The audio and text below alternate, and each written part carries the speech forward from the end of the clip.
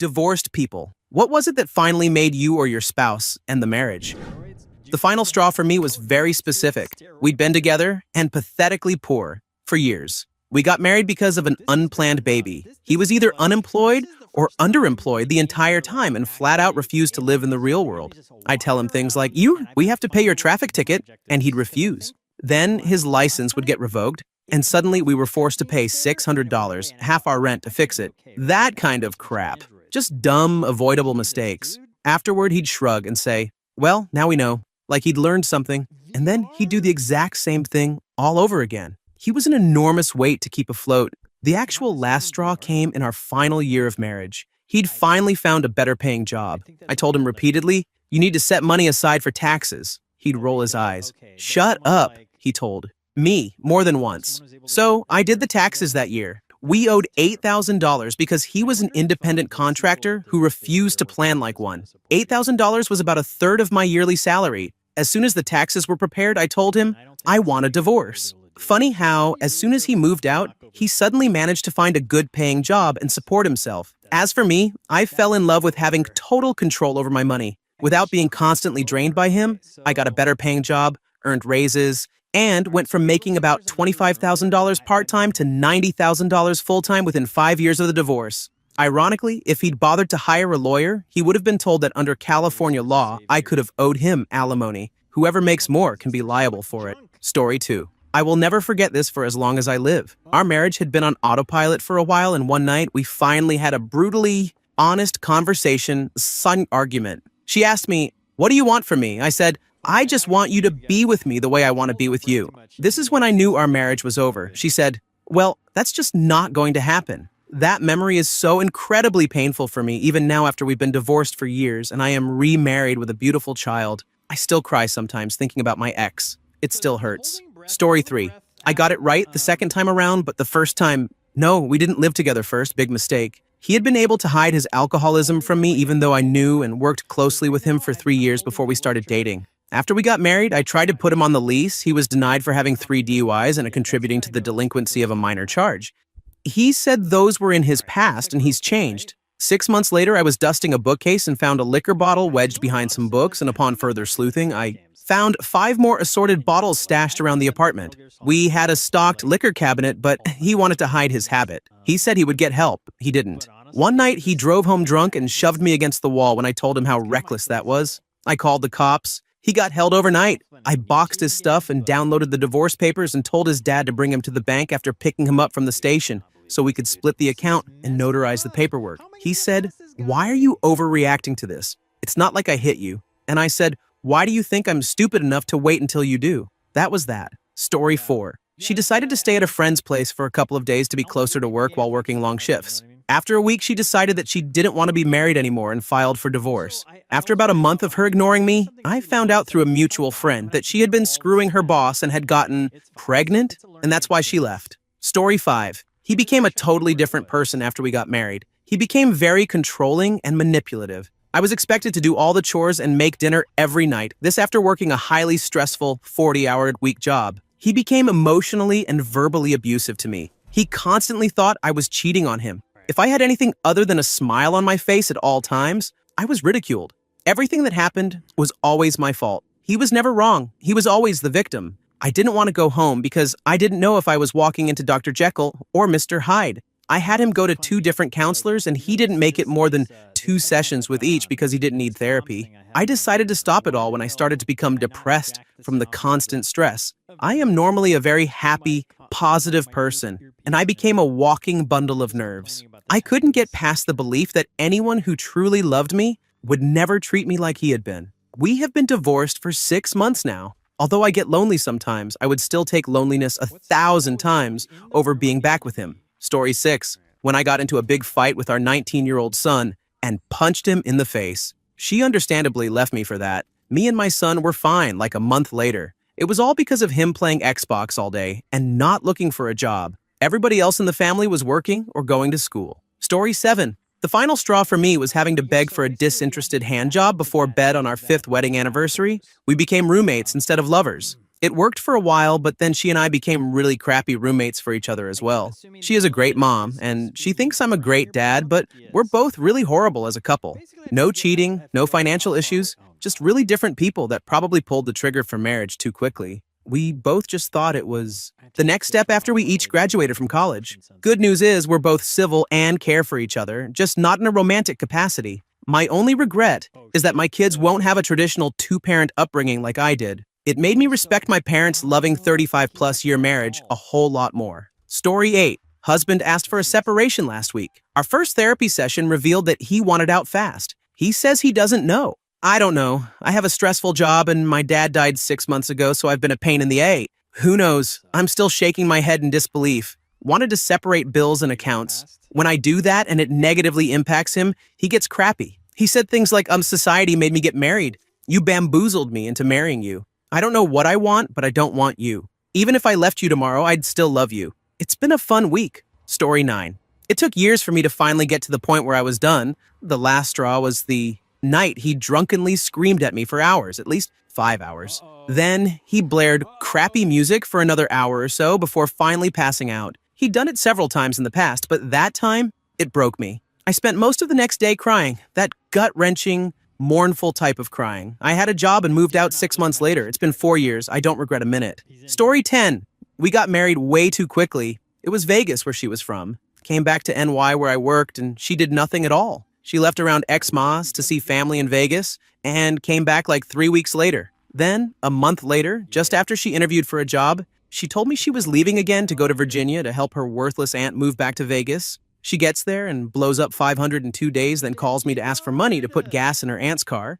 I said, hell no, and she didn't talk to me for 2 days. I finally told her this isn't working. We get quick Vegas divorce, and she is remarried 6 months later. Story 11. I worked with special needs people, and my ex would say the nastiest, most disgusting things about special needs people to put me down and mock my career ambitions. That's when he bothered to talk to me at all. He wanted a woman that would take care of him and his needs, but he cared very little about reciprocating. I didn't want to have kids with him and have the kids think that how we were living was acceptable. Story 12. I just realized that no matter what I did, he was never going to change. I let him walk all over me and cheat on me for years and kept thinking of, I just did more, was more patient, a better wife, etc. He would realize his mistakes. Example, he would cheat. I would catch him. A huge fight would break out. He would manipulate me into it, somehow being my fault he did it. You don't love me enough. You'll never trust me again. You didn't sleep with me that one time back in 2006 and I felt rejected. Somehow I would have to make it up to him and prove to him I trusted him. I'd forgive him and work my A off to be happier, nicer, more understanding, all the BS he fed me. And after a few months, I would just catch him all over again. The last straw was when he convinced me he had really changed. He wanted to be a family, the whole package. Of course, I ended up pregnant. It turned out to be high risk, and I was hospitalized often, only allowed home with bed rest. Even then, he wouldn't stop running around on me. I lost 45 pounds, my hair started falling out. I was too weak to even walk. My own family thought I was dying. He didn't even care. So at one point, I was sitting by myself, and I just realized I was done. He was never going to change. And it wasn't my fault. I couldn't fix whatever was broken in him, and I was done trying. It took 6 months after the baby was born, before doctors would let me go back to work. I moved out, spent a few years alone, swearing off men. Now I'm with a fantastic man that loves me. The divorce is still dragging on. My ex tried a lot of crappy tricks when he found out I was leaving. I laughed in his face at everyone. He doesn't get it. At one point, I seriously thought I would die. I thought my kids would be left alone with only him to take care of them. After going through that, nothing he could do could bother me, ever. So anyway, that's my story. Hope it helps. Story 13. She came up with a different excuse every time I asked. She refused marriage counseling. She refused to talk about it in any real depth. The reasons ranged from almost reasonable to completely petty. So, I don't know. I'm going with the idea that she felt too young and thought she was missing out on her party girl years. It just would have been nice if she'd figured that out a little earlier, say sometime during our 8-year relationship, so I could have gotten some of that time back. Story 14. Easy answer? Steve. See, Steve was that guy my ex knew in high school, that guy he was always a spark of chemistry, but the time was never right. He was the one that got away. Years later, when we'd been married for a few years, she got back in touch with some old friends and wound up going to visit those old friends, Steve included. Old sparks began to fly, and next thing you know, the missus was carrying on an affair with Steve. She left me to be with him. They were soulmates, after all. Denied their true love by 14 years of time and 2 intervening marriages, me and my wife and Steve and his. That's the easy answer. Blame it on Steve. Truth is, I never should have got married in the first place, at least not to her. It was doomed from the get-go, and Steve was just a willing scapegoat. Story 15. He would spend $200 on his car, but yell at me for spending more than $40 on groceries. He spent thousands on his car and bought himself lunch every day. He always made more money than I did, yet the bills were never paid. I paid for everything, because if I didn't, I'd come home to no power or no phone. There was also constant mental abuse. I realized that if I was going to pay for everything anyway, I shouldn't have to endure that too. He's been gone for 3 years now, and my mortgage is 2 months ahead. My phone and power accounts consistently carry a credit into the next month. Story 16. My daughter was crying one night. She had a bad dream, and my husband told me to stay in bed and went to her. She was not comfortable with him, so she kept crying for me. It escalated to him spanking her and screaming at her to stop crying. This woke up her brother, who started crying and got spanked as well. He then broke apart the chair in their room because he stubbed his toe on it, the one I rocked them in at night, and threatened to burn their new beds in the backyard if they didn't stop crying. They were 5 and 3. He came into our bedroom where I sat, scared and stunned, got dressed, told me to deal with it, and left. It was 1 a.m. I didn't see him until the next night. I have no idea where he went or what he did in that time. All I know is I started packing and making plans that day, and 9 months later I moved out. That night was the culmination of years of gaslighting me and neglecting his children. His parents told me it was the best decision I ever made. It caused him to finally become a real parent, and not having to live with his mental health issues was the best decision for me. He still struggles with the parenting, but we're doing very well now, and we are amiable and focused on the best for the kids. Story 17. My ex always suffered from bipolar disorder. We got married young. When I finished school, she stopped working. She wanted to be a writer. My income was enough for her to stay home and write short stories and poetry, so that's what she did. Her depression is the first crack in the marriage, and it's not her fault, but the reality is that there were plenty of days when it was hard to come home to the black cloud of despair that was my ex. But I had made a commitment, and I loved her, so I just reminded myself that her depression weighed on her far more than it weighed on me and muscled on. Fast forward about 12 years, about 4.5 years ago, I get a new job. It still pays well enough for her to stay home, but by now she hasn't written much in a while, and she started smoking pot. It helps counteract some side effects of her medication. As a result of the new job, we moved from our home in the city out into some cookie-cutter suburb. Neither of us is happy with the location, but the job is too far for me to commute. I try to make the best of it. She starts smoking more pot and spending her days watching the same TV shows over and over. I swear she's probably seen every episode of Buffy and every episode of Stargate, SG-1, at least 20 times. So living in suburban hell was crack number 2. And the increasing amount of time she spent stoned was, quite frankly, crack number 3. 2.5 years ago, I got a new boss who was, and probably still is, though I haven't seen her in a year and a half, the queen bish a-hole of the world. Working for her made my life miserable.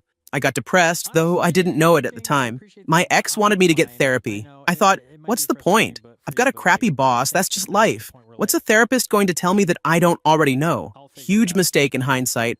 I eventually did get therapy and learned a lot about perspective and being able to let BS work stuff go that would have helped me back then. Oh well, in any event, my depression was crack number 3. At the same time, I got my new boss, the incident happened, and if any one thing caused the divorce, it was the incident.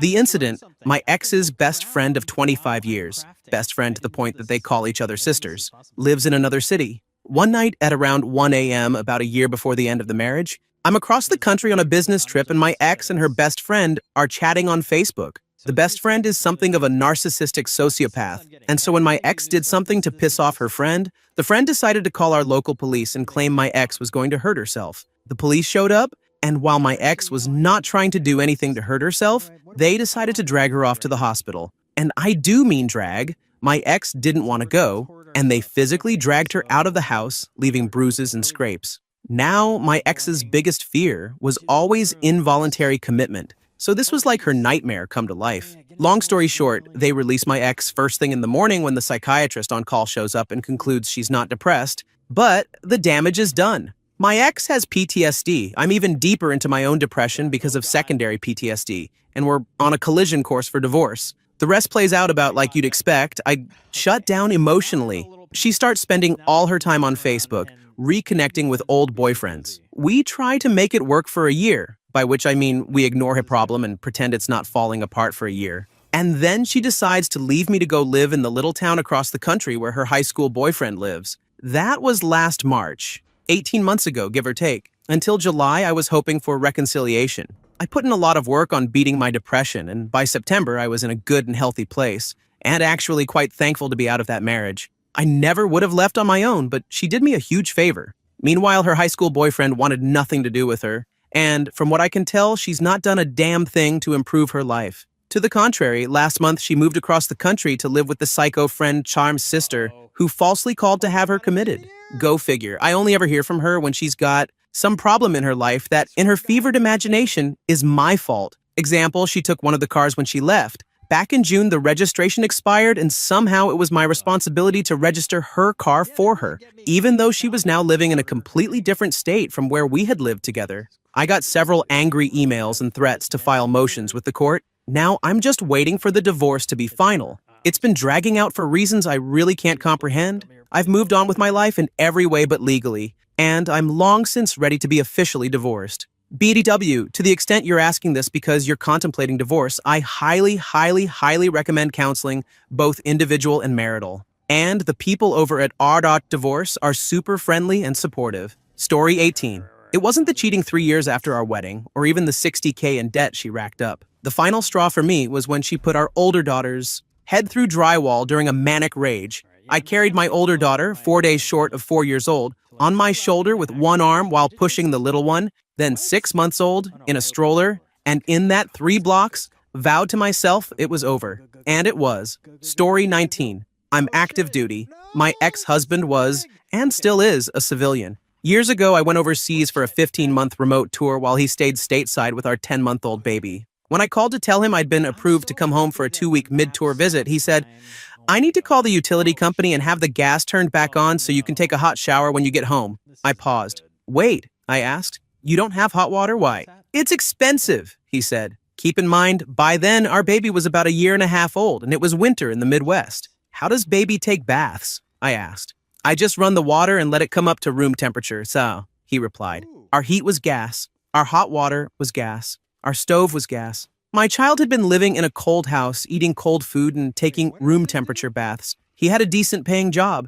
I paid the rent and daycare directly, and we shared a joint bank account. There was no reason my kid should have gone without. When I landed stateside, I went straight to the house to get my child. My ex attacked me. I grabbed my kid, ran, and went straight to a lawyer to file for divorce. Later, I found out he'd been arrested for possession with his girlfriend a couple weeks before my visit. I still don't know where my child was at the time. The police report made no mention of a baby in the car. I spent my 2 weeks home sleeping on my mom's couch. When I had to leave again, my kid had to go back to my ex's house. I finally got full custody after his neighbors found my 4-year-old outside in the middle of the night, crying and trying to find his dad. My ex had left him home alone. The neighbors called the police, and I was granted an emergency custody order. Story 20. I got married at 19, was divorced 2 days after my 22nd birthday. He had cheated on me twice and blamed it on weight gain and me not having a job. I had gained about 10 pounds and we lived in a very small town where I couldn't find a job, despite all of my efforts. So we moved back to my hometown. He found a job.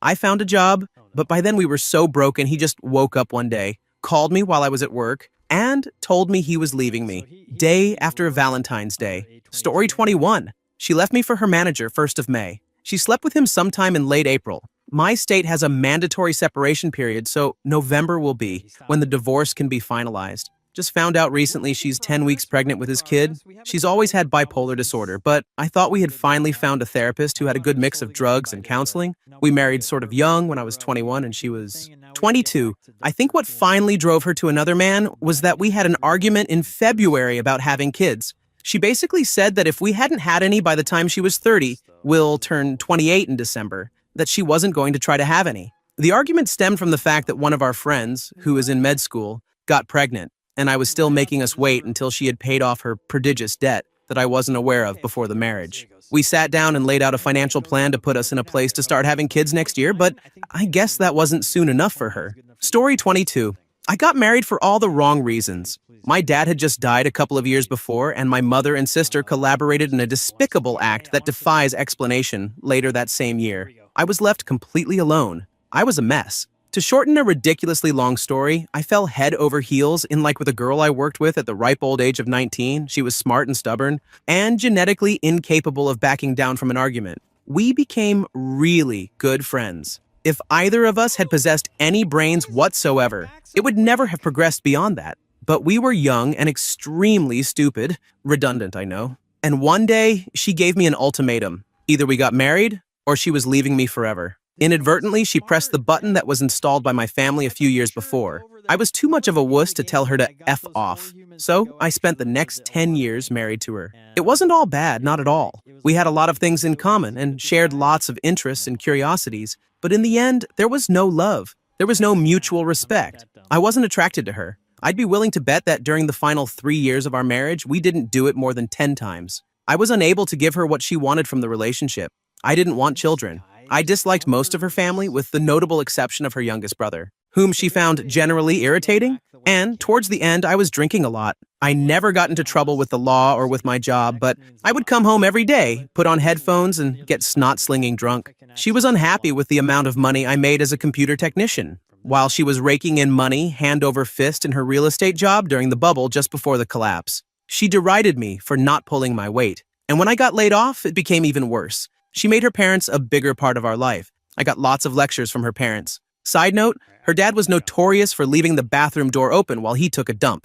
Eventually, we both started cheating on each other. She was always the smarter half of a pair of idiots, so she eventually filed for divorce. I was so retarded that I probably would have stayed unhappily married, drunk, broke, and cheating forever. She did me a huge favor by filing for divorce, even though the particulars screwed us both much harder than she intended the divorce to entail. The divorce was 8 years ago, and I have to admit that while it sucked, getting divorced was one of the best things that has ever happened to me. Story 23. She had psychiatric problems that were getting worse. She was in and out of the psych ward. She wasn't outright crazy most of the time. It was mostly just depression dotted with mildly psychotic episodes. Being around her was just really starting to weigh on me since there was nothing I could do. She was gaining weight and I found her less and less attractive. Eventually, I said some really crappy things, venting because I couldn't talk to her, lest I just make her more depressed on a forum like this, and she found it. Well, that was pretty much it. There was no taking back what I said. Story 24. My wife married me for a visa. The marriage was rushed at her insistence, and the day after we married, she asked for a divorce. She also lied about being on the pill, which explains why she consistently pushed for me to sleep with her. I stayed for another 5 years to care for my son, who was born afterward. During that time, I was continuously abused by her and her son. Eventually, I left and moved overseas. Story 25. I was tired of the merry-go-round that became our relationship. He would lie about something. The big one was buying a Dodge Viper while we were in the process of getting our home repaired. Then, he would promise to change or not lie again. Things would change for a short time, and then he would lie again. We were living in spectate states due to him being in the Navy. He could not handle the distance and would sabotage our relationship. He refused to partake in the divorce, which ended up requiring me subpoena the government to get his records. And to this day, he refuses to talk to his family or acknowledge anything has happened. It has been 3 years. Story 26. Came home early one day to see an unfamiliar truck in the driveway. I drove around the corner and texted her, "I'm on my way home." She responded she was at the beach with some female friends. Sure enough, I see her and some dude hop in the truck and take off. I brought it up with her later, and she said he was just a friend and didn't want me to think she was cheating. However, I later found her second phone hidden away with a bunch of dirty texts to about 7 other guys. We were only married for 3 months. Frigging or. Story 27. Married 18 years, no kids, no drug, alcohol abuse, cheating issues. We both gained weight as the years progressed, but never obese. She completely and totally lost interest in physical intimacy, which started gradually around year 10. About a year before our divorce, I mentioned that it was like 6 months since we previously had been engaged physically. She told me I was a disgusting pervert. She also told me that she was not attracted to me anymore. That friggin' killed me. From the day I met her until the day I left her, I thought, she was the most beautiful woman I had ever met. I wanted her every day. It's been 7 years since our divorce. I still miss her sometimes. I still think about her sometimes. She was my wife and my best friend. Story 28, not yet divorced. I need to get that paperwork going. There's a saying that goes something like, find someone whose demons play well with yours. Well, ours did not play well together. And while I will admit that I did plenty wrong, I was trying to fix it and needed her help. She was a very negative person. There was always talk about something being wrong or bad in her life. Often it was about me and what I was doing or not doing. But even when it wasn't me, she was always looking for something wrong. And at the same time, she was critically dependent on me for most everything. She couldn't sleep in a house alone without freaking out. She couldn't drive long distances, etc., etc. I couldn't go hang out with friends or do my own thing because I couldn't leave her alone. She wouldn't let me. That combination preyed on my depression, killing my motivation to do anything for her and giving her something to bish about constantly. It felt like everything I did was wrong, so I started doing nothing for her because I knew she wouldn't like whatever I tried. If I was going to be wrong, I decided it was easier to just earn it by doing nothing. Thing also had to be done her way. And if they weren't, then it was a sign that I didn't love her. Never mind that my opinion was always wrong too. Every day was like walking on eggshells. I always wondered what her next outburst was going to be. It was when I finally heard some of my family's same opinions that I realized I didn't have to be with her. Our final fight was about the laundry and how me not folding it right and not remembering which drawer was the right one meant that I didn't love her and that I didn't have any brains. I was so tired of her lashing out at me when things weren't perfect that I just gathered some clothes, called my mother to come get me. My car at the time was her grandma's old car, so I felt like I should not use it and incite another battle, and had our final argument outside the house we were renting. The one thing that stuck with me about that conversation was on the topic of marriage counseling. Before we got married, our officiant offered us counseling, and while I said yes, she said no. When I asked her about it, she said it was because she didn't think I was going to participate, which is ironic, considering one of my majors is psychology. That was September 28th of last year. We're getting close to a year now, and I still have no doubt that she would take me back if I tried. But I won't. I'm done being some woman's punching bag. But like I said, gotta get that paperwork done. Story 29. I caught him watching gay porn. We were married from a year, both of us Muslims, and we tried to have kids, but we couldn't. I'm happy about that now. Had an arranged marriage. I would say we were happy together, but he wasn't living his real self. He kept denying he was gay, mostly due to culture stigmas. We divorced 5 years ago. I got married again 2 years later and have 2 beautiful kids now. We lost touch after the divorce, but I was curious and looked for him in social media. I think he met someone he travels with him everywhere. Maybe they were just friends, but I don't think so. I'm happy for him. Story 30. My first marriage ended when I found out she wasn't going to work but shopping and sleeping with a cop. I went to her work one day to surprise her, and nobody heard of her. I called her cell and she said she was with a customer and don't bother her at work. I addressed the issue when she got home, and she got upset as she can't trust a person who goes out of his way to spy on her. I left for work the next day and returned home to find her stuff gone, and she had moved out. Oh, the joint bank account was cleaned out. As the days passed, I found out we were in massive debt. She took out loans from our joint account and had credit card debt too. Being married in a joint property state didn't help either. Weeks later, I come home to an eviction notice as she was behind on rent, despite going as far to fool me with fake receipts. Add in the local police harassing me too, numerous driving infractions which led to me walking versus driving. Oh, and seeing her on a ride-along too. I moved out of the state and filed for divorce. She never responded to the court summons, so the divorce was filed under abandonment. I filed for bankruptcy and learned to take care of my own finances at all times. Story 31. I was young and very naive. I met a girl who was a single mom, and for some dumb reason, I thought I could play the part of the hero. I married her, bought us cars and a house, and raised her little girl as if she was my own. What I didn't realize was how hard it would be and that my wife had a lot of baggage. It wasn't as if she was just some innocent woman who got knocked up by the wrong dude. There was a reason she was a single mom. After a few years, I discovered she was having an affair with a much younger man.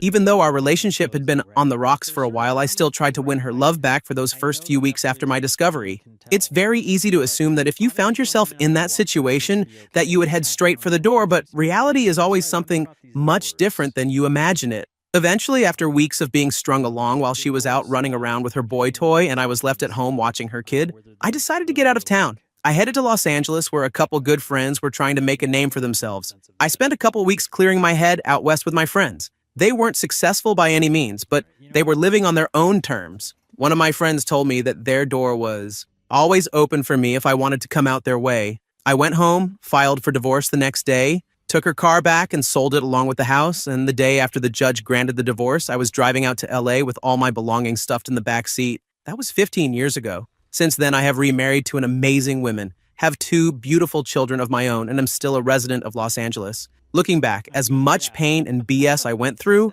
it was all totally worth it. I am 100 times a better man now, having lived through that experience. Story 32. We never stopped loving each other, but she could never communicate what she really wanted, and then she spent about a year completely hiding her feelings, while putting all of the responsibility on me to fix everything, without making me aware. When we were breaking up, she finally let me know what she really wanted, and what she had meant to say but couldn't. But by then, she was too committed in her own mind to splitting up. The worst was that she manipulated me into doing things for her before she told me she was leaving. Story 33. We'd been married for 4 years and had a son who will be 2 this September. After he was born, she started getting back in shape, going to the gym every day. After a few months, the results really showed. In December, she signed up for a new gym. By February, I had moved out. She worked from about 8:30 in the morning until 4 in the afternoon. She'd come home for maybe 45 minutes to see me and our son, then head back out to the gym for 2 hours, sometimes longer. I worked nights, so between my schedule and her gym time, we barely saw each other at all. Eventually, she told me she had fallen in love with her new gym trainer. She started spending a ton of time with him, going to the park, bringing her older son, she had a child before us, to the gym so he could learn kickboxing. She even lied to our babysitter and didn't come home when she was supposed to. She ditched her grandmother who had come over for dinner. She ditched her son, all so she could hang out with this guy. That was the last straw. We have one more mediation appointment before the divorce papers can be filed. I tried everything I could to keep the marriage together. She didn't want counseling. She didn't want to work on it. I went to therapy. I tried changing myself. I changed my work shifts. I took days off just to spend time with her. In the end, she just didn't want to be with me. So, this is why we're getting a divorce. And somehow, under California law, I'm the bad guy. The one who has to pay and ends up with 35% custody. Stupid state. Story 34. My drinking. I'll save the excuses for another day, but at the end of it all, depression and alcohol, classic chicken and egg, ended my marriage. She started seeing a therapist because, as she put it, "You're driving me insane." The therapist suggested she give me an ultimatum. If I drank again, I would have to move out until I'd been sober for 3 months. At the time, we had a 2-year-old and a 4-year-old. The alcoholism had been going on for about 3 years. I drank again because I'm an alcoholic. So I moved out, and that was basically it. I had a few rough months, then joined AA and checked myself into a 7-week rehab program. While I was in rehab, she started seeing someone else. By the time I entered treatment, we had already come to terms with the fact that the marriage was over and that she could never go back to the way things used to be. We sold the house, paid off our debts, and she used the remaining money to buy a place for herself and the kids. Sobriety brought some sanity with it. I started becoming an active parent again. It began with taekwondo twice a week for my older son after daycare. Then came building trust, slowly, which led to overnights, weekends, helping with homework, and actually being a father. Because we'd already dealt with our assets and mutual respect had grown back in, we decided to file for divorce ourselves at the courthouse. I live in Canada, so that was an option. We sat at her kitchen table and talked about what would be best for everyone. We discussed the uncomfortable things. We made concrete plans for the future, including what would happen if I ever relapsed. Then we went to the courthouse, filed the paperwork, and paid $210 in processing fees. Afterward, we walked out together and talked for a while. We cried, we hugged, we wished each other the best. Before we parted, one of us said, "We'll talk later tonight about who's helping with the school project." And we did. We've established healthy boundaries as co-parents. We attend parent-teacher interviews as a team. We plan birthday parties together. We even go to the occasional movie together when the kids ask. I pay child support and have since the separation began. Happy ending, last night when I tucked my youngest into bed, he wrapped his arms around me, gave me a big hug and a kiss, and said, "I love my family so much." I'm coming up on 3 years sober now. As for the moment that really ended it, it's a toss-up. Either finding out she'd run off to spend a week with a guy she met online, under the guise of staying with a friend, while telling me it would help our marriage, or her laying out a pile of pills the week after that and trying to talk me into offing myself. Hard to say which one did it. Story 35. He made 3 times what I did, but could never explain why none of the bills were paid. I got a second job to try to cover them, and that just made him spend more money and even less bills were paid. When I expressed that I could absolutely not do this anymore after a year, he told me that he had no intent on doing anything different. This was how life was going to be, and my choices were to either get on the train with him or don't.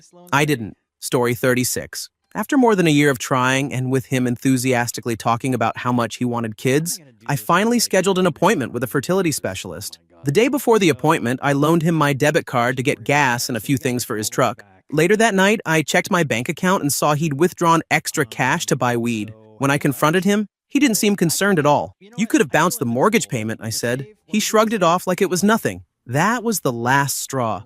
I was the only one with a paying job, and his marijuana use was escalating. He talked constantly about wanting a marriage and kids, but he wasn't making any sacrifices or making any real changes. He wasn't even pulling his weight around the house anymore. Instead, he poured his energy into his dysfunctional relationship with his mother, leaving whatever we had to fend for itself. I'm willing to work hard in a relationship, but it's not compromise if I'm the only one doing the changing. Story 37. She cheated on me from the beginning of our relationship. She cheated on me after we had our son. She cheated on me when we finally got married. She cheated on the guy she was cheating on me with. I finally filed for divorce after years of stupidity. Best goddamn decision of my life. Marriage is cheap. Divorce is expensive. Everyone needs to really consider this before popping the question. Story 38. We had been having trouble for some time. She was very controlling and critical, which caused many arguments. I had developed depression, which I believe was exacerbated, if not caused by our relationship. Honestly, I wanted to leave, but I felt I had to stay for the kids.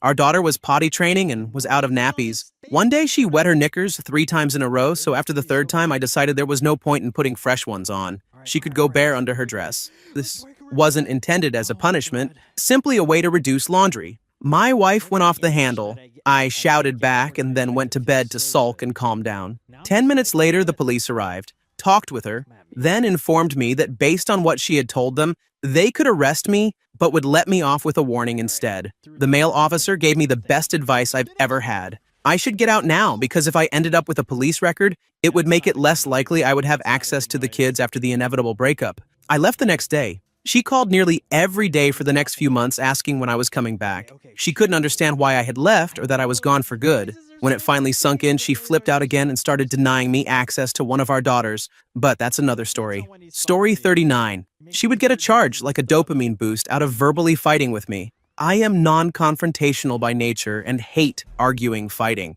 Would get mad and goad me into hitting her. She would tell me to hit her, push me, call me a wuss, etc. I never did, but one night as she was blocking the doorway to our apartment, I lifted her up and set her down out of the way so I could escape.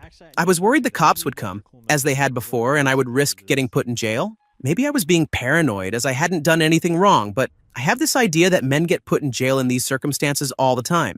I came back the next day and she accused me of abusing her because she had bruises on her arms where I picked her up, due to a heart condition that made her bruise easy. The next fight, she blocked the door again. I grabbed my keys, went out onto the balcony, climbed down so I was hanging by the floor of the balcony with my hands, and dropped into the bushes. This was one of the lowest points of my life. I was a coward and should have made the decision to leave a long time before I did. At some point, you just know it's not going to work out, and I urge anyone who is at that point, no matter the circumstances, to cut their losses. Story 40.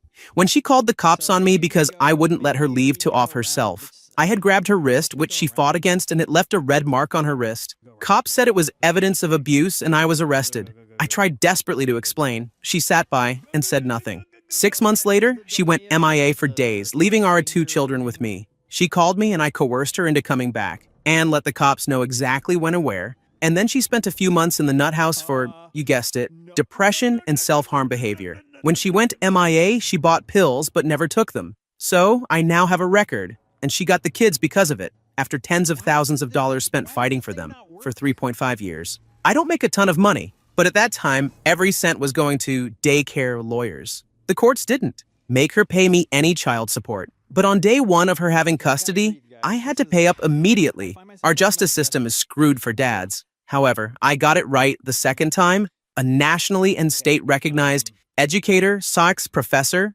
wonderful stepmother, amazingly good with financials. We now own 2 houses while my ex barely scrapes by in her apartment. My kids love being at my house because they have loads of great friends in the neighborhood. We've been together for 7 years, still romantic, still awesome. The best revenge really is living well, I think. Story 41. After he asked for a divorce, I thought we'd work through it as we had done once before and stay married. I went on a trip to see family, had already been planned, without him. When I returned, he had all my stuff packed and had changed out all the pictures in the house from ones of us to ones of his family friends. I still wanted it to work, though. Later that week, we met and I told him that I was offering reunification one last time to try to make it work. The no answer shot out of his mouth so quickly and clearly that I knew. It wasn't looking good, but I still had a glimmer of hope. The glimmer faded out very quickly, and I realized, holy crap, I'm actually getting divorced. Looking back, it really was the best thing to divorce. I was really just married to the idea of being married and the commitment,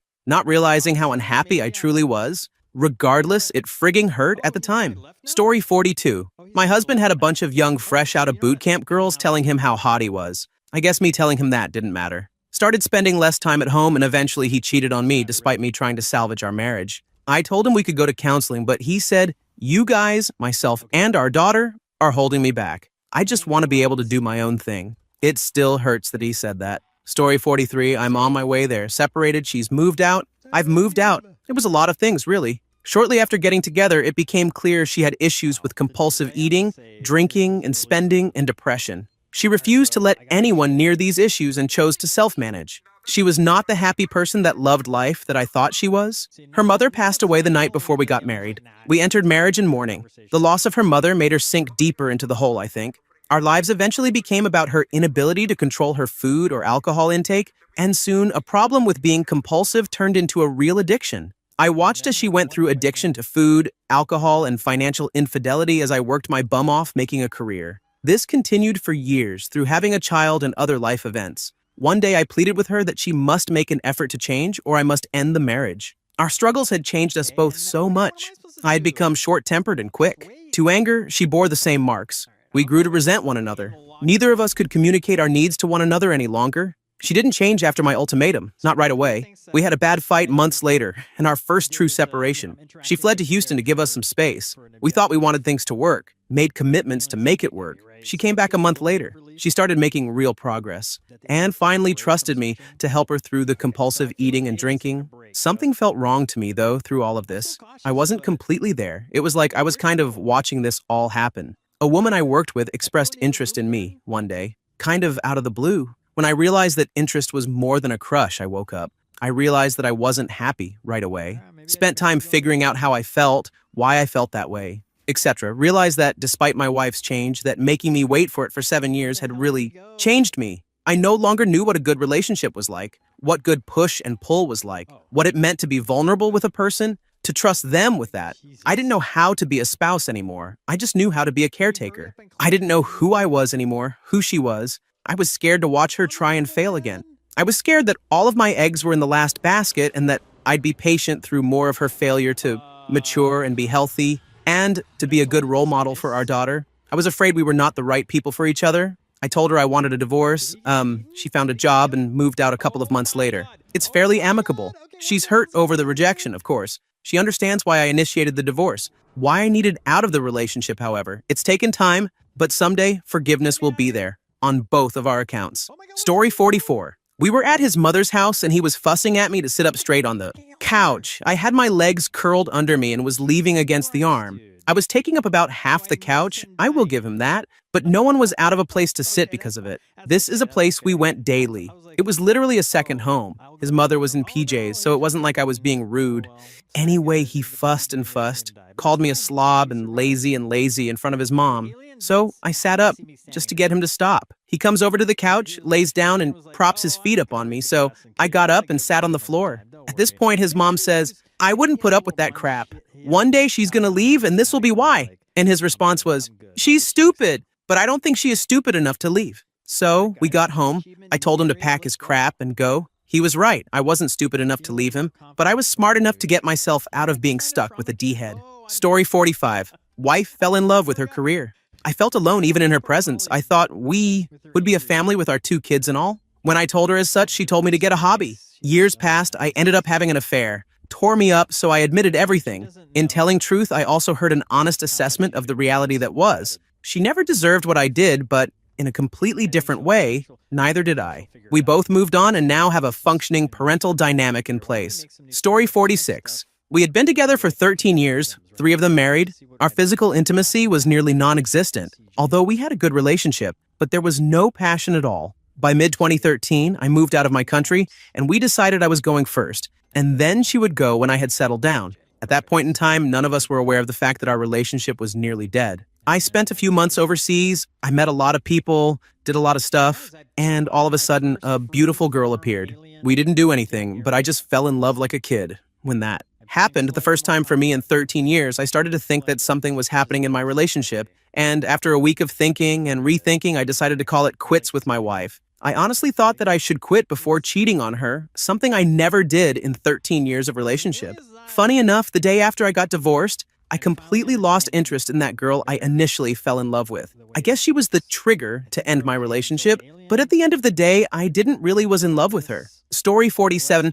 Together 5 years and married for a little over a year. I realized she never gave the effort I did. Everything that went wrong was my fault, whether it had any foundation or not. She was super manipulative, so she twisted me into believing her. Things had to be her way, including me. She tried to change so many aspects of me that it resulted in me being angry and depressed constantly. When she had a fit and left to stay at her aunt and uncle's to make a point to me, my best friend started talking to me and told me about how it looked from his perspective. That's when I saw a therapist who basically in about 3 sessions told me, I need to get the hell out. So I did. Story 48. She cheated on me. I begged her to stay. We did counseling, and we limped along for another year or so before she finally had the courage to ask for a divorce. It broke me, but I'll never be able to thank her enough for ending it. Breaking me was the only way I could ever rebuild myself. Now I'm engaged to be married next spring, and I'll never tolerate someone cheating on me again. Lessons learned the hard way for sure, but learned nonetheless. Story 49. She decided to stop taking her psych meds. She went off the deep end after that, and I just refused to deal with it anymore. She had been sane again for an all too brief instant. It was like she was when we first met. She was stable, capable of being alone, taking care of herself, and acting like an adult instead of a needy child. In the end, she didn't want to be a stable, responsible adult. I ended things and moved out. It was a 5-year relationship total. The marriage only lasted 2 years. She eventually apologized for the way she treated me. She got on some different meds, but not as effective in my opinion. We are still friendly. She got remarried to someone who loves me without conditions the way I am, and has a child now. She says she's happy. I hope she is. Story 50. I was a young, insecure kid who had never been on a date. She was a couple years older, with lots of mental issues, but she was into me, so I completely ignored all of the warning signs. During my last year in high school, she got pregnant. There was no way she was going with abortion, and I was still in my, oh my god, this girl wants to sleep with me, phase and wasn't thinking rationally about much. Soon we were married and had another kid. A few years later, I came to my senses, realized we were completely incompatible and that I was deeply unhappy. I told her I wanted a divorce.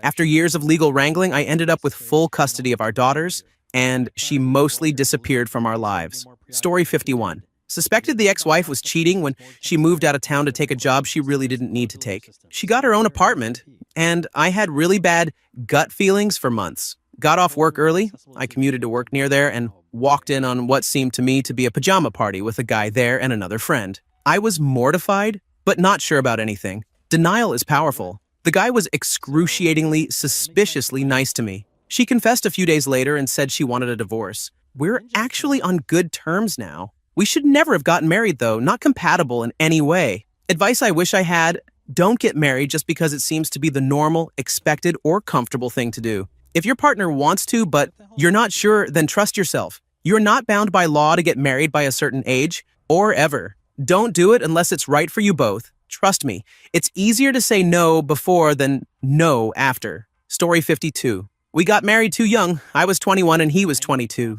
After the wedding, he lost all interest in looking for a job. He had graduated from college 6 months before the wedding. He began lying to me about what he would do all day while I was working. Every night we would fight about housework. He did nothing, and I was becoming too exhausted from school and work to do it all myself. After 2 years of that, I cheated on him with my best friend and told him about the affair the next day. He asked about marriage counseling, and I declined.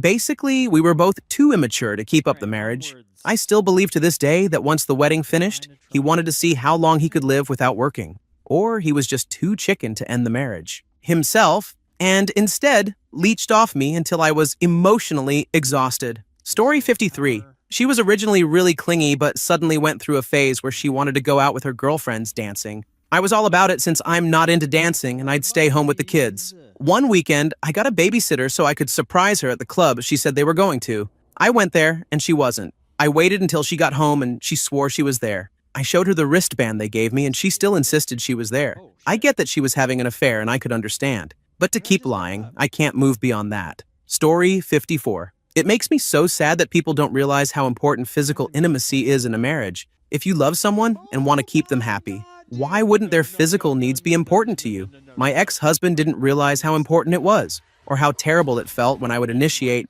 and he would shut me down. The feeling of being rejected by someone whom you've committed to spending your life with cuts too deep to recover. Story 55. She said she was going to lie to social services and tell them I was essaying her son from a previous marriage. I wasn't, just in case this needs to be said. Her mom had convinced her this would get her more money from welfare. She seemed to think this was no big deal, because the last guy she did this to didn't get in trouble either. Story 56. Was willing to try to save it by counseling after I found out she cheated. Found messages to her boss. He gave her the gate key to his community, and they had cute little nicknames for each other. But she didn't want to do counseling. About a day after, she tried to run me over with her mother's car, currently getting divorced. It has been about a year so far, and the next court date is 5 days from my birthday. Sigh. Story 57. When I was working a full-time job and an extra casual job with 3 hours of travel every day, and he had a casual, sideline, part-time job he didn't want to talk about, getting another part-time job to help support our expenses,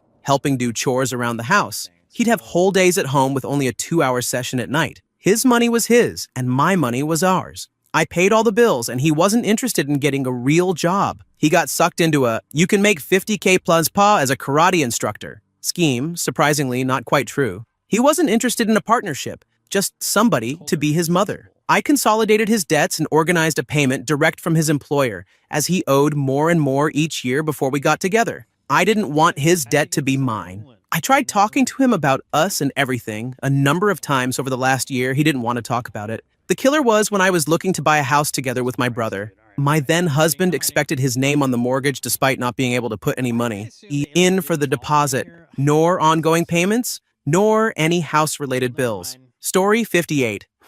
Well, after I was stationed in Virginia, my ex decided he'd rather live with his mommy in Oregon and sleep with his ex-girlfriend behind her husband's back. Maybe that was my fault because I agreed to an open relationship. He also didn't want to help me pay for a car loan he co-signed for. He brought divorce papers for Christmas, and I had no idea it was going to happen. Story 59. He killed my love for him. He was an inveterate liar. I married him believing I was his second wife. I later found out I was his third. That was his first major lie of omission, though hardly the last. According to him, you can't lie by omission, so I apparently had no right to be angry. I'd overhear him on the phone telling other people ridiculous lies that gained him absolutely nothing. No benefit, no advantage, just lies for the sake of lying. He was also a thief. Remember the $600 tax refund? Everyone got under Bush. If you were married, it came as a joint check. He said he needed his half immediately. Just sign it, he told me. I'll deposit it and you can get your share later. I signed. He took it to the bank.